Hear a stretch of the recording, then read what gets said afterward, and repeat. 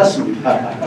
저도 뭐 철원에 관한 것을 한 20년 이상 지금 연구를 하고 있는데 이 자리에 나와서 뭘 발표할까 고민을 했었는데 저희가 인문학 포럼이고 또 인문학적 자원을 사례를 좀 발표해달라 이렇게 좀 조언받아서 지속적으로 고민한 끝에 철원군의 가장 인문학 자원이 집약된 곳이 어딘가 그래서 그 한 군데를 좀 소개해드리도록 하겠습니다. 저희 철원에 대부분 오는 그 외부 관광객들이 가장 많이 찾는 곳이 북한에서 발원해서 흐르는 한탄강 유역을 찾는 관광객이 가장 많고요. 그 다음에 두 번째 부류는 주로 저희 DMZ 인근 전방 지역을 도는 예전에는 안보관광, 요즘은 DMZ 관광이라 그러죠. 그래서 이제 그런 부류의 또 관광객들이 저희가 중요한 테마를 이루고 있고 요즘은 또 그 생태관광을 해가지고 우리 DMZ 생태평화공원하고 또 두루미 이런 걸 둘러보는 생태관광 그래서 이렇게 중요한 한 3개 축 정도가 이제 들어가고 있는데요. 아무튼 오늘 저는 그 저희 옛 그 철원 도호구가 있던 곳 혹은 일제강점기 철원읍의 중심지에 있던 동네 뒷산을 하나 좀 소개해 드리려고 합니다. 말 그대로 그냥 조그만 야트막한 산인데 이 그동안 알려지지 않았던 이 산에 관한 어떻게 해서 지금 많은 분들이 오시게 됐는지 그런 내용을 좀 알려드리도록 하겠습니다. 그래서 스토리 보고 소이산 이러한 제목을 좀 잡아봤고요. 네. 요거는 그냥 제가 저희 철원에 오면은 이제 노동당사가 굉장히 유명하죠. 그 앞에서 바라본 소이산을 사진 찍은 건데요. 사실은 소이산이 362m예요.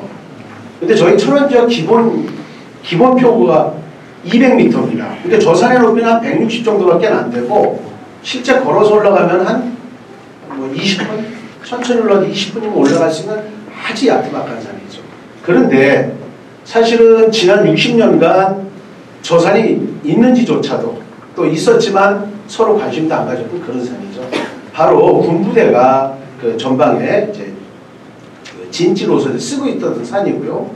또 최근에는 뭐 미군이 주둔했던 레이더 기지가 있던 산이라 가지고 전혀 개방이 안 됐던 그런 산인데 저희 철원군에서 아무튼 이 산의 중요성을 알고선 꾸준히 노력한 거가 지난 2012년에 이제 개방을 하게 됐고 지금은 관광객들이 많이 찾는 그런 산이 됐습니다.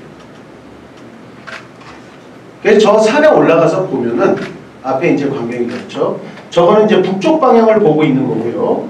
지금 여러분들이 보시는 이 노란 평야가 있는 곳까지가 남방한계선입니다. 그 다음에 그 뒤에가 이제 휴전선과 DMZ가 있고 그 넘어가 북한이겠죠. 그죠? 그래서 이 산이 한 15분 내지 20분만 올라갔는데도 전방 시야는 약 한 40km 정도, 좌우 시야는 한 30-40km가 한눈에 보이는 곳이에요. 그래서 많은 분들이 와가지고 이렇게 넓은 DMZ를 또 이렇게 넓은 북한 땅을 한눈에 볼 수 있는 곳이 이곳에 있구나 해가지고 굉장히 많은 분들이 좀 찾고 있는 곳인데 사실은 바로 제가 오늘 소개한 이 안에 우리 철원의 그 선조들의 이야기라니까요. 그 다음에 최근에 있었던 6.25 전쟁의 이야기, 또 지금의 분단 상황, 이 과거, 현재, 미래가 이 안에 다 들어가 있다. 이렇게 얘기할 수 있겠죠. 그죠? 물론 주민들의 삶이 있기 때문에 역시 그렇고요. 이곳은 평강까지 이어지는 그 추가령 부족의 한가운데 중심부가 되겠고요. 그 다음에 세계 지질공원으로 선정이 되면서 저희들로서는 제1경 혹은 제1뷰가 되는 그런 지점이 되겠습니다. 예, 뭐 사계절이 다 아름답습니다. 왼쪽의 사진은 이제 봄에 찍은 사진이고요. 오른쪽에 있는 사진은 겨울에 찍은 사진이에요. 아까 가을 사진을 보여드렸는데요. 뭐 바닷가에 와가지고 이게 바다라고 얘기하기엔 제가 좀 과장된 거고 어찌됐든 봄에 올라가서 보면 굉장히 물결치는 것이 굉장히 아름답습니다. 또 지금 눈이 오고 저기에 두루미까지 다르면은 더 이상 그 광경이라는 것은 굉장히 아름답다. 근데 이곳은 아무튼 고려시대 때부터 공수대가 있었던 그러한 산이 되겠습니다. 그 안에 있는 여러분들한테 이제 스토리를 몇 가지 좀 소개해 드리겠습니다. 바로 그 전방시야 한가운데 보이는 곳이 아까 이 사진으로 돌리면은요, 태봉국도 성한 여기쯤 있습니다. 요 안에. 바로 그 남방항계선과 북방항계선 그 사이에 있는 태공도성이 둘레가 12.5km거든요. 장방형이라고 그러는데 정사각형으로 놓고 보면 한 변이 한 3.5km 되니까 아주 정확하게 북방항에서 남방항 사이에 딱 있습니다. 안타깝게도 거기를 횡으로 경원선이 지나가면서 이걸 끊었어요. 그리고 휴전선이 지나가면서 또 이렇게 끊어가지고 지금은 내동강이 나 있는 상황에서 지난 2019년 남북이 공동 발굴하고자 합의까지 났지만 역시 또 접근이 어렵고 준비는 다 되어 있는데 그런 상황이다 이렇게 얘기할 수 있겠고요. 그래서 아무튼 태공도서 여기에 있고 이 안에 위치해 있는 1100년의 도읍지가 바로 여기 있는데 아무튼 지난 2018년에 그 합의가 됐었을 때 한 2, 3년 동안 저희가 준비를 많이 했는데 다시 중단이 돼가지고 좀 안타깝습니다. 그 다음에 이곳은 조선시대 때 태종과 세종이 아주 자주 찾아왔던 곳이에요. 그 중에서도 세종대왕이 재위기간에 19차례에 걸쳐가지고 철원에 93일간이나 다녀갔어요. 왕의 입장에서 1년에 몇 번이나 올 수 있을까요? 제가 보기엔 한 번 내지 2번 왔었을 것으로 여겨지는데요. 2번만 왔었어도 10년 동안 다녀간 꼴이 되겠죠. 그죠? 그 다음에 93일간이라면은 그 당시에 한양에서 철원까지 올 때 저는 한 이틀, 길게는 한 3일은 걸렸을 것 같습니다. 그래서 한 번 올 때마다 오고 가는데 한 5일 걸리고요. 여기서 머무르는 거 5일. 그래서 한 번 올 때마다 한 일주일에서 열흘 정도 조선왕조 실록을 보면 그대로 지금 일기가 나와 있습니다. 그래서 그 당시에 왕조실록에 기록되어 있는 지명과 왕이 어떤 음식을 먹었고 그 백성들의 어떠한 적을 베풀었는지가 그대로 나와 있는데 굉장히 중요한 그런 좀 스토리가 되겠습니다. 아무튼 그래서 이곳은 세종대왕이 찾았던 그런 중요한 강무장 사냥터였고요.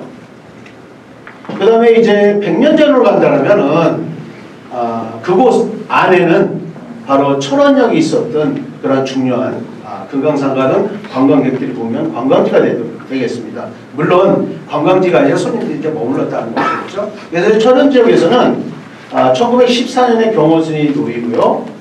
23년에서 그때부터 이제 평야가 개척이 돼서 31년에 금강산 전철이 놓이고 한때는 9만 1000명으로 기록이 되었는데 저희가 보기에는 해방 전에는 약 10만 명의 주민이 있었던 것으로 파악이 되고요. 저희가 현재 한 4만 5천 6천 되거든요. 물론 아시잖아요. 저희도 여천구처럼 남북 철원이 있습니다. 또 김화도 남북, 아주 지자체도 전부 다 남북으로 갈려있는 그런 것이다. 그래서 한때는 철원에 강원도청을 유치하려고 굉장히 그러니까 그 정도로 번성했던 상업도시였다 이렇게 말씀드리고요. 바로 그 안에 있는 철원역에 가보면 이러한 지점이 있어요. 요게 지금 남쪽에서 북쪽 방향으로 치는 겁니다. 일로 가면 원산일 것이고 일로 오면 서울이고 여기서 이제 동쪽으로 가면은 이게 금강산 가는 열차길이 이대로 남아 있습니다. 결국은 당시에 1931년에 놓였으니까 지금 한 90년 딱 됐죠. 그냥 100년 전에 철원에서 금강산까지 전철이 다녔던 그러한 곳이기도 합니다. 그래서 예전에 어르신들을 인터뷰하면서 가장 많이 했던 얘기가 내가 어려서 열차 타고 금강산에 갔던 얘기를 굉장히 많이 하셨어요. 그리고 내가 거기를 다시 한번 가보고 싶은데 꿈이었는데 사실은 해방 전에 금강산에 가셨던 어르신들은 지금 100세가 돼야 되죠. 대부분이 그 안타까운 마음을 뒤로한 채 고향 땅을 다시 한번 못 밟았는데 어찌됐든 저희들로서는 이 금강산에 갔던 이런 추억과 스토리는 굉장히 중요한 또 자원이 되겠습니다. 예, 그 당시에 보면 뭐 서울이 2시간이고요. 원산 3시간, 내근까지 4시간인데 저희 지역에서 저기 금강산 내근강까지가 116km거든요. 여러분 116km면은 100km로 밟고 1시간이면 갈 수 있는 그러한 거리 되겠죠. 그죠? 이러한 또 분기점이 있고요. 뭐 어찌됐든 6.25 전쟁으로 철원은 완전히 소멸되었습니다. 이것이 1930년대고요. 여기 이제 노동당선에 노동당선은 여기쯤 있다고 보시면 됩니다. 여기쯤 있다고 보시면 되겠고요. 그래서 이제 6.25 전쟁 때 사진인데요. 여기에 보면은 군인들이 이렇게 진을 치고 있죠.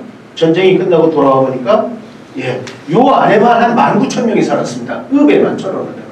이 도시는 완전히 사라졌고 그 이후에는 여기는 민동선에 맡기던 도시가 다시 재건되지 못했던 이런 곳이 되겠습니다. 뭐 현재는 이렇고요.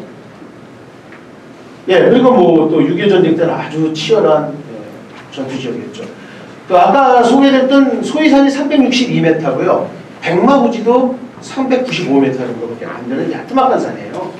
그런데 열흘 동안 14,000명의 사상자가 발생했던 굉장히 중요한 산인데 왜 그러냐면 아까 소위산을 바라봤던 그런 전 지역이 다 강제가 된다는 거예요. 한 30-40km 전후좌우로 굉장히 중요한 이런 전투 지역. 뭐 전투사는 더 이상 얘기 안 드리겠습니다.